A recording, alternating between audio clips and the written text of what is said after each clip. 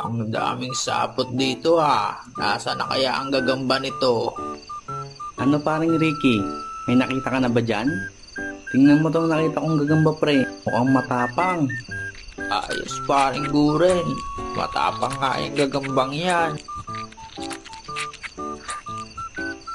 Ayun sa itaas ng puno paring Ricky. Ilawan mo.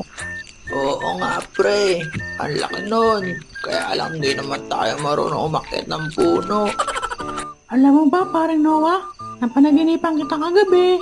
Oh, talaga ba? Oo, pre. Nakita daw kita sa matabing ilog. Ang lalim ng iniisip mo.